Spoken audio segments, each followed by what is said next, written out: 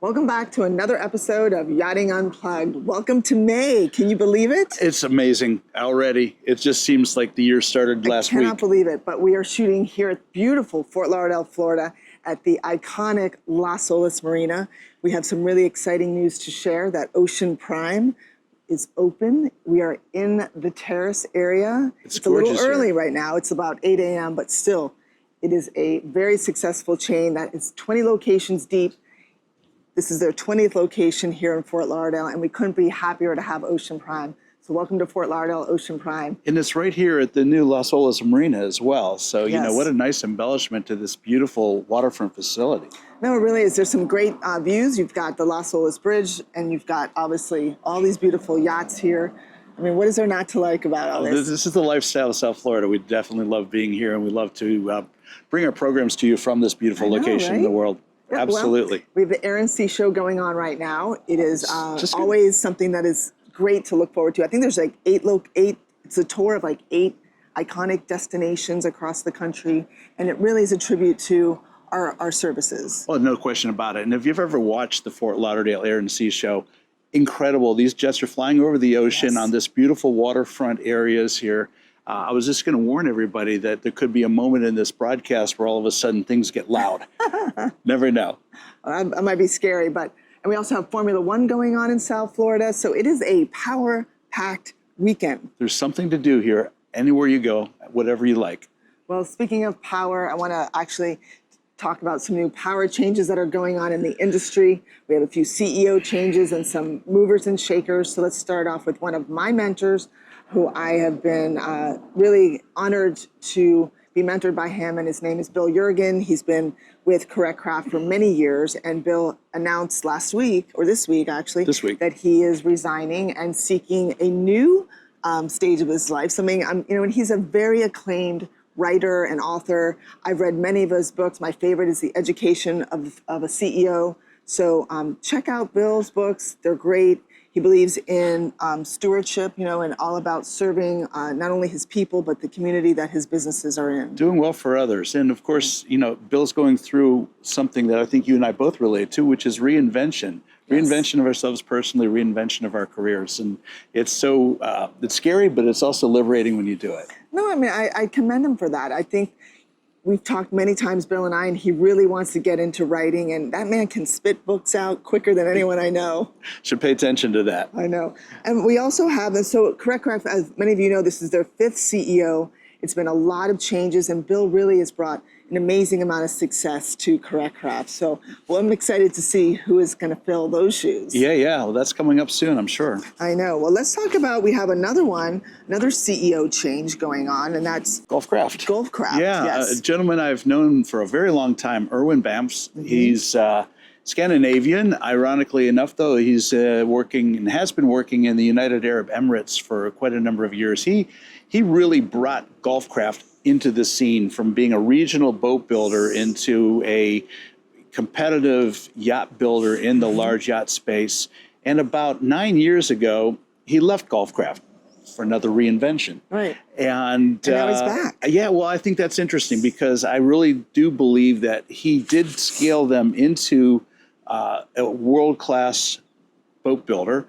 And I think they're at that point in their business career where they needed a guy like him to come back in and push it to the next level. So Erwin, welcome back to Golfcraft. I think you're going to make a difference. Exactly. And of course, you're back in the Emirates, and I know you like that. In the press release, he talked about how he's going to focus on innovation and really going into mature growth markets. Yes. What do you think that means? Well, he's going to try to be, I think, a little more competitive here in the States and probably looking at other parts in the Americas as well as Asia's blooming. Asia's really a market that's been underappreciated, underdeveloped. Yes. So I'm guessing because their location in the world where they build these boats, they'll be looking at Malaysia and Singapore and other areas, Australia, where their products can get to market easy and are probably, appreciated.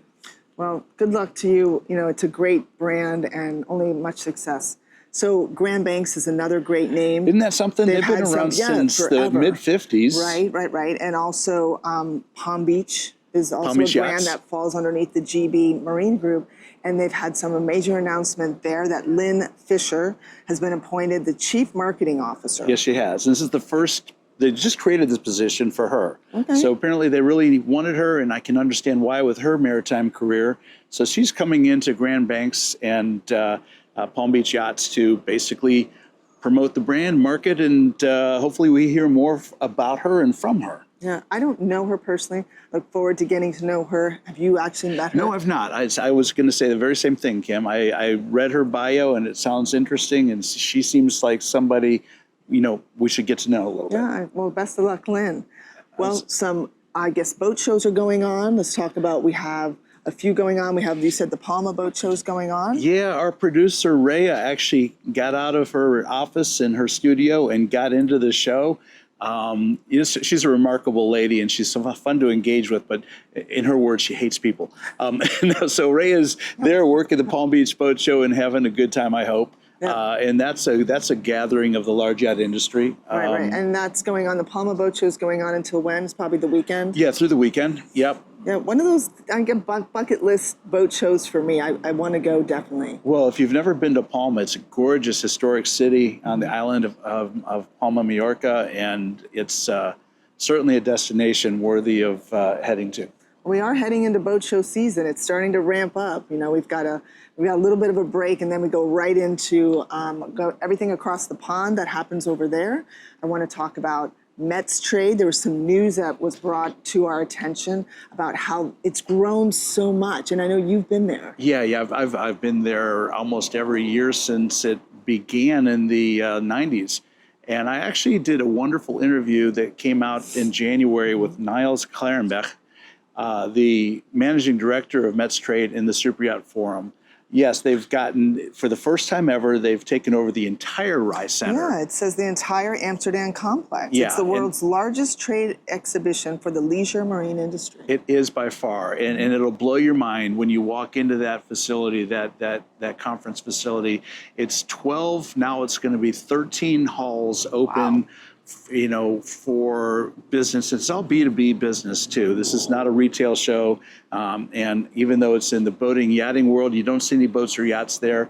It's the people that trade in that industry. They come from every country in the world. It's so immersive. And this year it's going to be bigger and with more opportunities for networking, more opportunities for meeting and expanding your own business. Certainly, I tell any American business that wants to grow internationally, this is where you start. That's where I started in my businesses so many years ago, quite successfully. Nice. And the METSTRADE will do the same thing for anybody who invests in the time and energy to be over there. There's a lot of product launches that happen. A lot of models are launched there. I know Sunseeker had a big launch and quite a few other companies this last year. So I'm excited to go. I've never been. It will be on my bucket list to go this year. Yes, good. Well, we'll do some content there. They sponsor Yachting International Radio. They set us up with studios there last year, so we'll see you again there this year. That's but this exciting. year, Kim and I will both be there creating some content and sharing some stories with everybody. So in exactly 10 days, I'll be making the trip with the National Marine Manufacturers Association, heading to Washington, D.C. to do some lobbying. Bravo. Really excited about that. Yes, we have a lot to talk about. Yeah. There's obviously, you got the tariffs, and you've got still the right whale situation going on with the speed restrictions. So there's a lot of things that we need to talk to our politicians about. So thank you to the NMMA for actually covering that for me, getting me there. And I will be bringing that to you on behalf of Rick and I. And hopefully next year you'll be going with me. I intend to, no question about it. No. So did I tell you about Savannah? No, you did not. Have you been to there lately? Not recently, no. Oh my goodness, Savannah is such a cool city, historic city. I just spent the week, Tristan and I were up there with the United States Super Yacht Association, USSA. They did their Savannah yachting event, and it was immersive. It was a sold-out event with members of the USSA. There was 70 members up there with a waiting list of people that wanted to be there. So the takeaway there is when you hear about these events popping up, sign up early because they will sell out.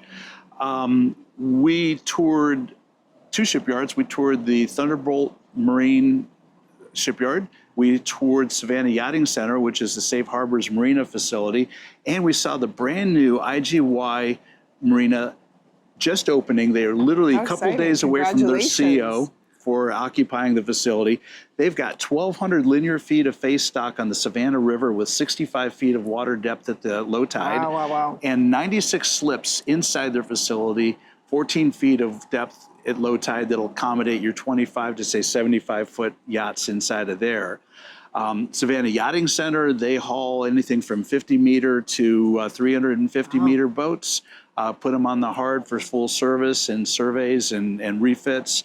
And then what I think is the biggest gem up there, and my maybe biggest takeaway surprise, was Thunderbolt Marine.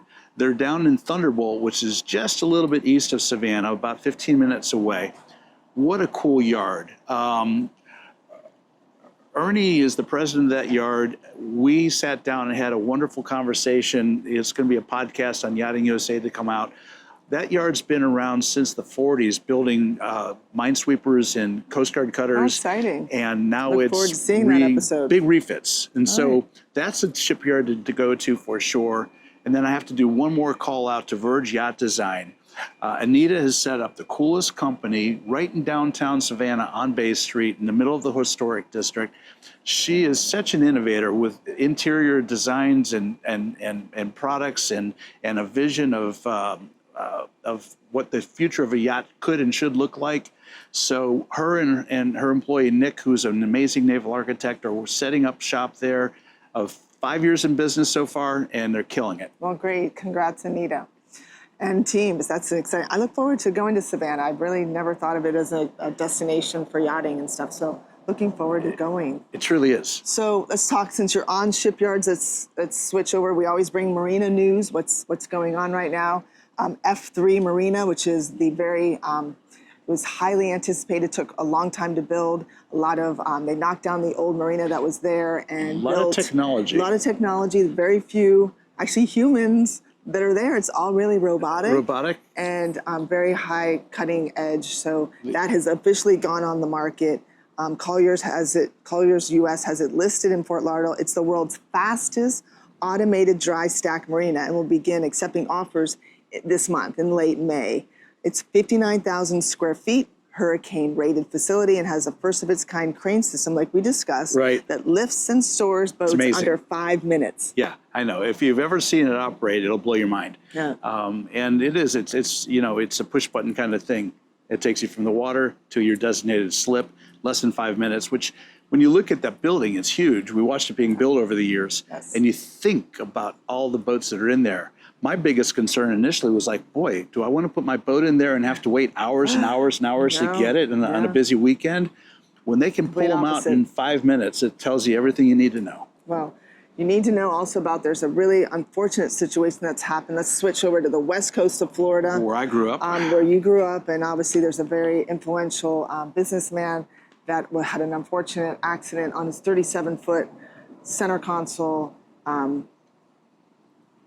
It was unfortunate. He ran into the Clearwater Ferry and killed somebody. Yes. And, this is about boating safety on the water. We talk about boating safety on the water all the time.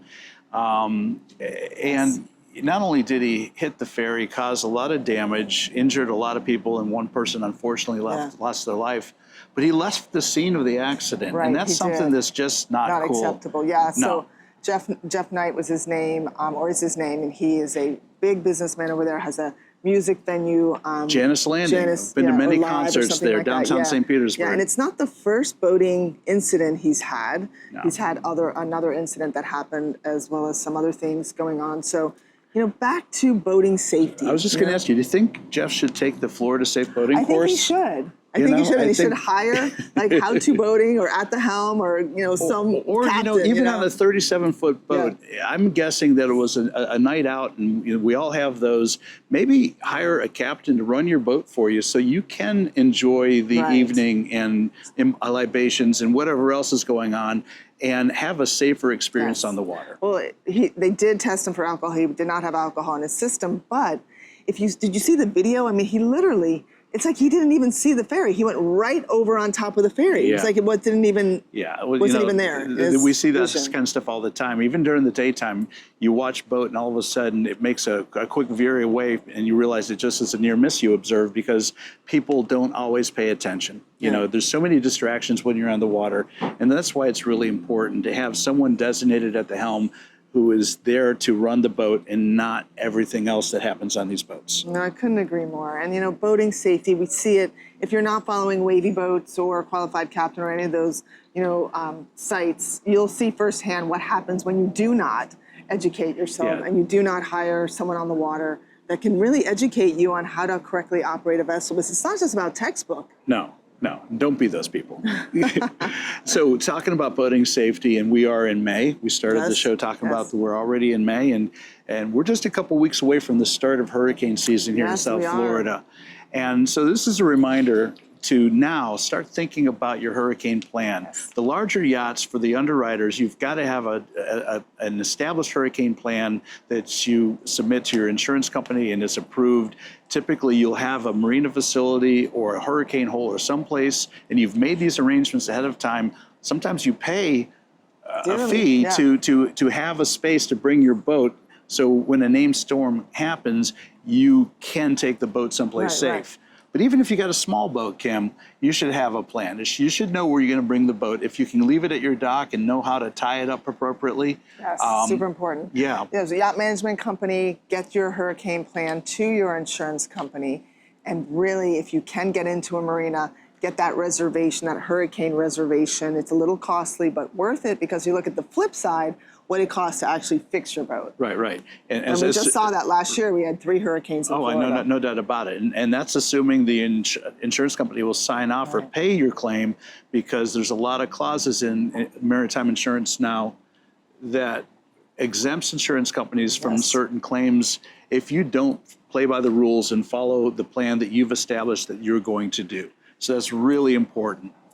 Well, I couldn't agree more. So as I say, always boat smart from the start. From the start. Absolutely. Well, I think we've covered all the major news in boating and yachting. I think so. I hope you guys are enjoying our weekly broadcast. We are making it a point, Rick and I, to meet on every weekend and get this news to you on Monday. If you do have any newsworthy information, reach out to either one of us.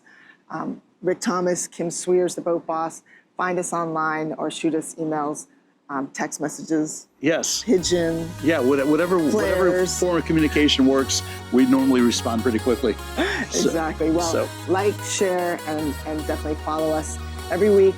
See you next Monday on Yachting Unplugged, and don't forget to always boat smart from the start. And whatever you do, live, work, or play, just get on the water, because there's nothing better than lifestyle on the water. Absolutely. Take care, everyone. Now, Kim, you ready to go watch an air show?